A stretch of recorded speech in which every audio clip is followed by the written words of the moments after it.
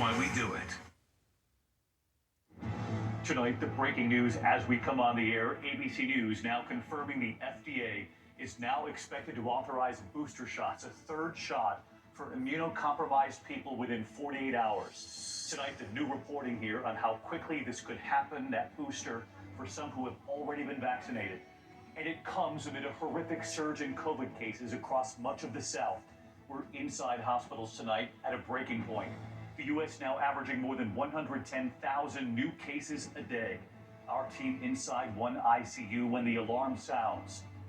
Tonight, the breaking headline from Texas, what the governor there has just revealed amid the worsening situation in that state, as they now see more than 10,000 new cases a day. Houston setting up overflow tents to treat patients. The governor of Texas, who has rejected mask mandates, is now pleading for medical help from outside that state. And now Mississippi requesting the U.S. Navy hospital ship Comfort to help ease its own hospital crisis. They say their healthcare system could collapse in a week. Also tonight, the severe storms as we come on the air, watching in the east, D.C. up through Philadelphia, and the images coming in, a possible tornado in Wisconsin. The life-threatening heat from Washington state all the way to the northeast. And now the tropical storm set to hit the U.S. by the end of the week. Rob Marciano timing it out.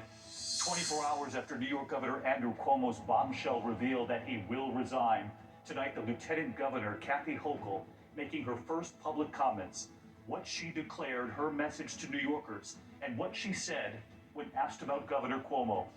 Tonight, President Biden marking another victory in his push for his agenda 24 hours after passing his trillion-dollar infrastructure plan with Democrats and Republicans.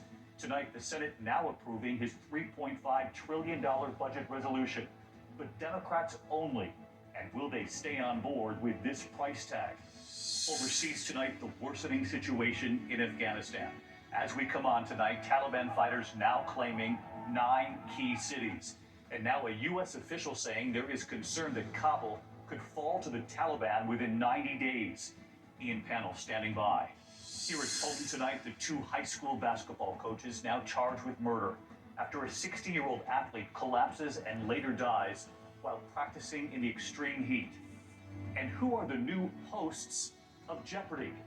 Right here tonight. From ABC News World Headquarters in New York, this is World News Tonight with David Muir. Good evening, and it's great to have you with us here at a Wednesday night. And we begin tonight with that breaking headline. ABC News confirming that the FDA is now expected to authorize a booster shot, a third shot for immunocompromised people in this country within 48 hours. The CDC will meet on this. The CDC director then expected to act.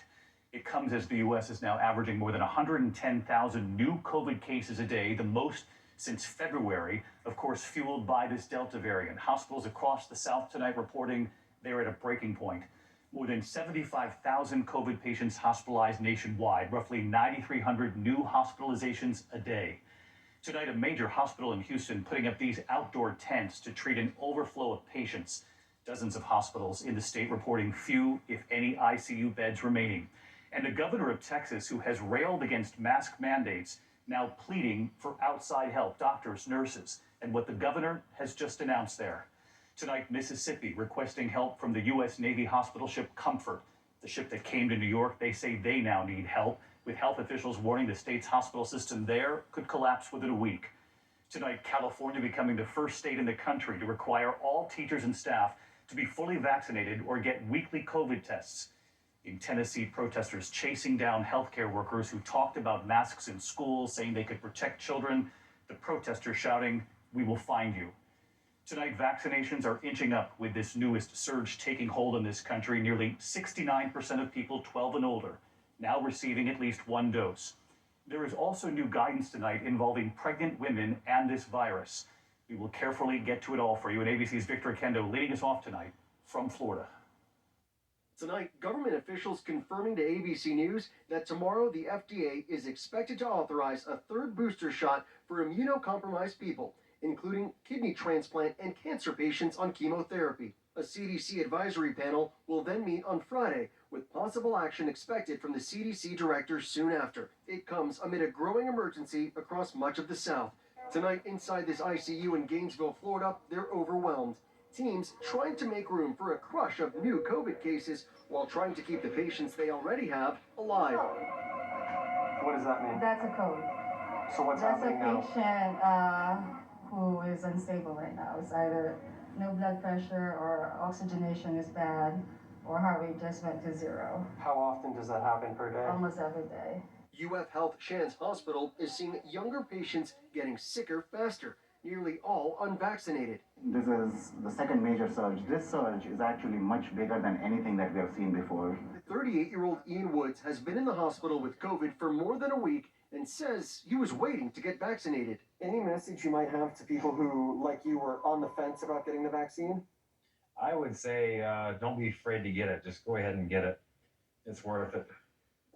I mean, I wish I had gotten it. Otherwise, I probably wouldn't have wound up in the hospital like this. In Louisiana, critical care nurse, now COVID patient Mary Lebrano, is having trouble breathing. You don't want to end up this way. This is the scariest I've ever been in my whole life. You take breathing for granted. She was planning to get vaccinated, but delayed it until she recovered from surgery and radiation for breast cancer. Everyone needs to be vaccinated. We will never beat this any other way. Across the South, medical teams are facing a flood of COVID patients, doctors pitching in to help nurses.